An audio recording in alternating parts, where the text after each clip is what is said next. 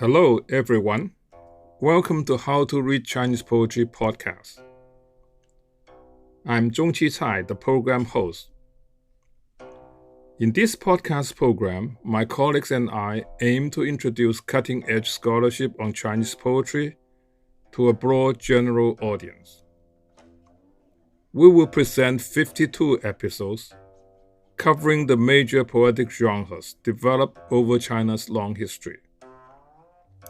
Each episode features close reading of one or more of the best-known Chinese poems, with an aim to illuminate their literary greatness and cultural significance. For all the discussed poems, Chinese text, English translation, romanization, and brief notes are provided at our website, howtoreadchinesepoetry.com. By following the 52 episodes, listener will gain a bird's-eye view of the thematic, formal, and generic evolution of Chinese poetry from antiquity to the modern era. Instruct and delight is what we wish to accomplish in each talk. Without further ado, let's begin.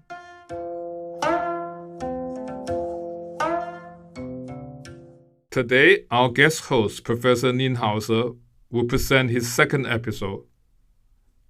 Let us welcome Professor Nienhauser. The Book of Poetry, Courtship Poems. In addition to the focus on marriage we saw in Taiyao, we also find depictions of courting in the Shijing, in the Book of Poetry, such as the following poem, Zhong Zi, I beg you, Zhong Zi. This is mile number 76, the second poem in the State of Zheng section, and among the best known of all these 300 poems. It reads,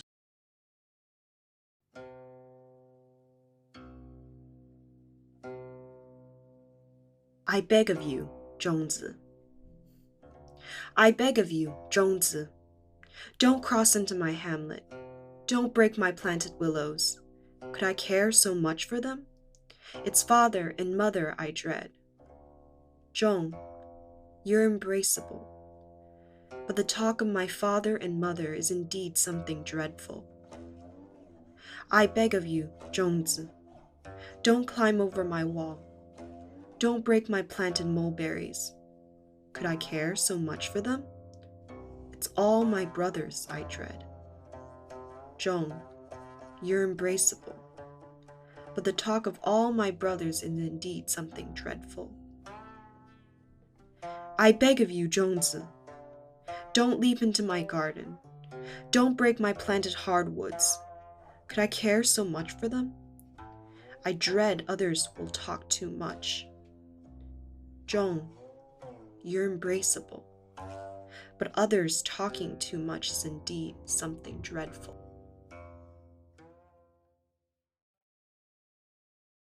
whereas the peach tree young and tender stress the joyous anticipation of a successful marriage and the start of a family, this is a poem of anxious anticipation. The persona, the female persona, may secretly welcome her lover's approach, but she is concerned about the reaction of her family and her village to her love affair. Zhong Zi, literally second son, whom we assume to be the singer's paramour, is warned in lines 1 to 3 of the first stanza to keep his distance. But as the persona tries to explain to him, and perhaps to herself, why she is putting him off in lines 4 to 8, while she's doing that, Zhong Zi takes advantage to come near, so that by line 2 of the second stanza, he's progressed from the edge of the hamlet to the wall around her home. The images in these first lines are of transgression, crossing and breaking, reinforced by the sharp consonantal endings. In the classical reconstructed reading, these lines end in egg, a rather sharp consonantal ending. The sharp consonantal endings of the rhymes in lines 1 and 7. It is as if the singer is so focused on explaining her motives to hold off her lover that she forgets to vary the rhyme. If we could imagine a performance of this poem, and I think all of these poems must have been performed originally and had music, all of which we don't have now. But we have our imaginations. And if we could imagine a performance, there would be the potential for the singer to elongate the final syllables in line 1, a vowel ending participle there. In lines 6 and 8, both ER rhymes followed by vowel ending participles.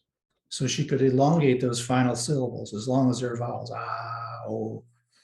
The contrast of these lengthy final syllables to the staccato consonant rhymed lines above that ended in egg suggests Zhong Zi's halting on the syllables ending in stops, then gliding to gain increasing proximity towards his beloved in the long vowel endings. This effect might be enhanced by the singer's perspective.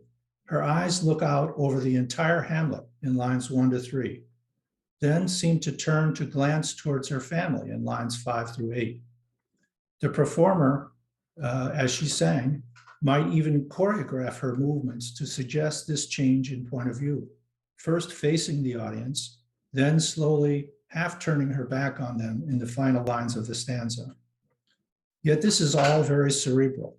The singer does not depict for us everything she sees, and we readers, or the original listeners, can only put the scene together indirectly from her admonitions to Zhong Zi to keep his distance. First, he transgresses the hamlet wall and willows. Then, closer, the wall around her family compound and mulberries. And finally, in her foreground, the sandal trees on the border of the family garden. The second stanza begins, as noted, with Zhong Zi now at the wall surrounding her home. Traditional commentators make much of the significance of the 3 trees the reader encounters, but the image's intended effect may simply be to suggest Zhong Zi's ardor, since the trees that are closer to the persona are larger and more of a barrier. He moves from the supple willows around the village to the denser mulberries, edge of their family wall, to hardwood near their garden. As the distance between Zhong Zi and the singer is narrowed, the effect of his visit widens, going beyond the parents of the first stanza to include all of the singer's brothers here. The rhyme incidence, or the rhyme frequency, is still heavy, restricting the action and thereby maintaining the suspense. Will Zhong Zi reach the singer or not? By moving from the monotonous rhyme scheme A, B, X, A, B in stanza 1 to a slightly livelier one, where the rhymes are A, C, C, B, D, B. The effect intended may be to suggest an end to the singer's repetitive reverie. The third stanza brings Zhong Zi yet closer to the persona and the reader. Perhaps since we can see him only through his lover's eyes, there's no physical description of Zhong Zi, for she knows him well. Of more importance is his increasing proximity, not his appearance. Rather than a marriage partner, as in Taoyao, here we have an aggressive suitor whose sexuality is the main concern. Now he is perhaps only a few feet from the singer. In this scenario, she speaks no more of family, father, mother, or brothers, who might want to protect her from such a liaison. But she speaks of the neighbors who will want to gossip about her. Through this change of emphasis from family to outsider, she suggests that the embraceable Zhong Zi is sure to live up to his epithet, that is, sure to try to embrace her. They will become the couple which Mengzi criticized because they, quote, climbed walls to be with each other, and thus will be despised by their parents and the people of their village. Their lovemaking seems inevitable. The trees are not luxuriant and colorful as we saw them in Taoyao, but in danger of being damaged, as is the persona, since there's no marriage involved here yet. This kind of progression in the Shijing has come to be called incremental repetition, or repetition, which changes slightly by increment. And what that does is it suggests a narrative. In I Beg You, Zhong Zi, there are two such repetitions. Zhong Zi physically crashing through barriers and tree branches to reach his beloved, juxtaposed to the singer's widening mental picture of those who will object to his wooing. The result is a chiasma of tension, Zhong Zi approaching in increments and the effects thereof distancing themselves beyond the singer's control, or so she imagines it, her emotions crossing in parallel to the chiasmatic repetitions in her song. This technique is in use throughout the ages in many cultures and can be seen, for example, in the classic country song called Margaritaville, where the singer laments a male spending a season on a Mexican beach, idle and drowning his sorrow in tequila. He first sings, wasted away again in Margaritaville, searching for my lost shaker of salt. Some people claim that there's a woman to blame, but I know it's nobody's fault. So it starts off with trying to figure out why he's there, and he said there's no one to blame. Then in the next stanza, wasted away again in Margaritaville, searching for my lost shaker of salt. Some people claim there's a woman to blame. Now I think, hell, it could be my fault. And then the concluding stanza, wasted away again in Margaritaville, searching for my last shaker of salt. Some people claim there's a woman to blame, but I know it's my own damn fault. Yes, and some people claim there's a woman to blame, and I know it's my own damn fault. So here we have exactly the same kind of incremental repetition that from which we can sort of reconstruct what happened to this guy. He's been jilted by his girlfriend or lover and has gone to Mexico to try and get over it by indulging himself in drink. In a similar way, the singer in our poem reveals her ambivalence towards the lover, contrasting her love or her desire with the social repercussions of a tryst. All of this through that incremental repetition. If we assume that, as with any oral song, this one could or would have been performed differently each time it was sung, we can imagine that there may have been much long, and as you could see when I did Margaritaville, that's, I apologize for trying to sing it, but that definitely was a different version. So we can imagine that there must have been longer versions of I Beg You, Zhong Zi, in which Zhong Zi might have forded small streams or stepped through thresholds.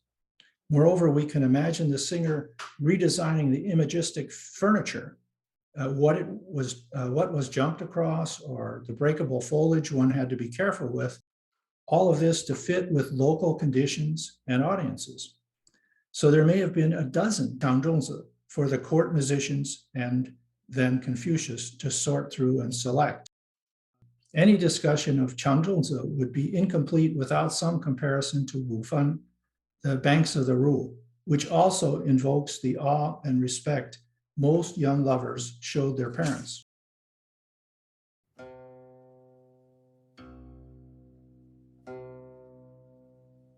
The banks of the Ru. Walking along the banks of the Ru, cutting the slender stems, not yet seeing my lord, my desire is like morning hunger. Walking along the banks of the Ru, cutting the slender sprouts, having seen my lord, he did not desert me after all. The bream has a reddened tail, the royal chamber as if ablaze.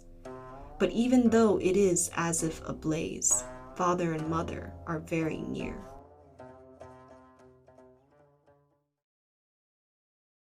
Wu Fan has traditionally been read with the final couplet developing from the xing of the reddened bream in line 9. Wang Shi, which is here translated as royal chamber, is normally understood pars pro toto as referring to the royal court, which is as if ablaze in some sort of crisis. The final two lines are then read as the wife urging her husband, who is serving at court, to return home because of his parents, which would mean he would also return to her. There's another line of commentary which reads the poem in just the opposite way, of urging her husband to serve an oppressive court so that his parents could be well cared for. But as an air, the poem might easily be read as a love poem sung by a wife whose husband has been away serving the state but has now returned. This would fit with the gathering plant imagery of lines 1 to 2, walking along the banks of the Ru, cutting the slender stems. Images which are often associated with male-female relations. The image of the bream with the reddened tail in line 9, however, is problematic in either reading.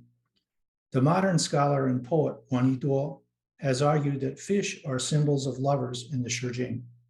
Here the lover would be ardent after such a long absence from his wife. Hunger, in line 4, as we talked about before, is often equated with sexual desire in these poems. Although there have been erotic readings of this poem by modern Western scholars, Wang Yiduo's interpretation of Wang Shi, the royal chamber, as referring metonymically to a member of the royal court seems the most reasonable.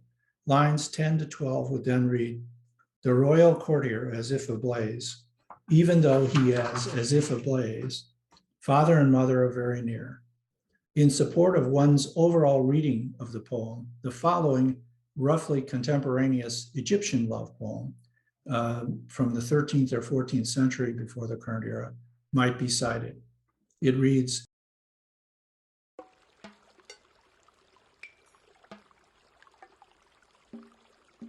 love, how I'd love to slip down to the pond, bathe with you close by on the bank. Just for you, I'd wear my new Memphis swimsuit, made of sheer linen, fit for a queen. Come and see how it looks in the water. Couldn't I coax you to wade in with me? Let the cool creep slowly around us. Then I'd dive deep down and come up with you dripping. Let you fill your eyes with the little red fish that I'd catch. And I'd say, standing there tall in the shallows, look at my fish, love, how it lies in my hand, how my fingers caress it, slip down its sides. By then I'd say softer, eyes bright with your seeing, a gift, love, no words. Come closer and look, it's all me. Males are not always portrayed as aggressive as they are in Zhong Zi, or as long absent courtiers as in Wu Fan. Sometimes they can only stand and wait for their partners, as does the young man who is the persona in Jingyu, the retiring girl. That poem, number 42, reads,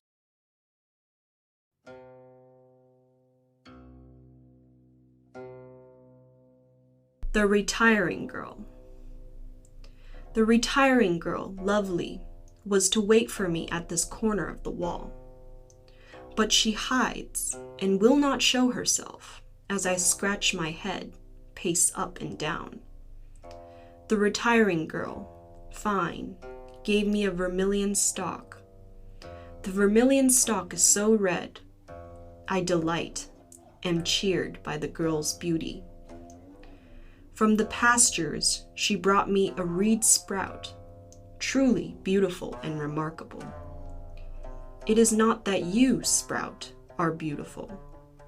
A beautiful girl made you my gift.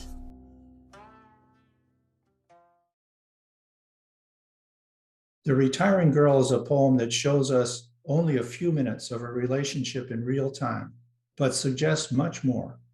The first stanza provides an exposition of sorts. We hear of the two characters, their relationship, at least to some degree, their location, and then we're allowed to wait with the young man for the girl to show herself. With him, we look towards the corner of the wall where he seems to know she is. He seems certain she's hiding there. She is resident to meet him even in this out-of-the-way place, the corner of a city wall.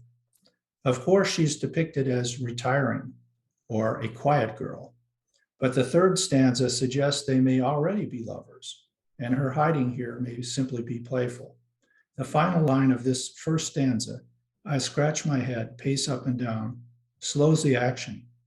3 of the first 4 lines rhyme, so there's a rhyme scheme of A, X, A, enhancing this stasis, and serves as a background for the persona's musing that follow in the second and third stanza. Without the quiet girl present in these later stanzas, the man's thoughts wander back to the last time he has seen her.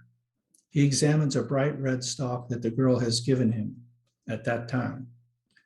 The vivid color of this natural object in his hand symbolizes the girl's loveliness and begins to bring her alive for the reader as well. The changed rhyme scheme here, BBCC, underlines the parallel between gift and girl. In the third stanza, the persona flashes back to another gift, a reed sprout that his love brought him from the pasture, perhaps the site of a previous tryst. At this point, the reader is well prepared for a second comparison of love token to lover.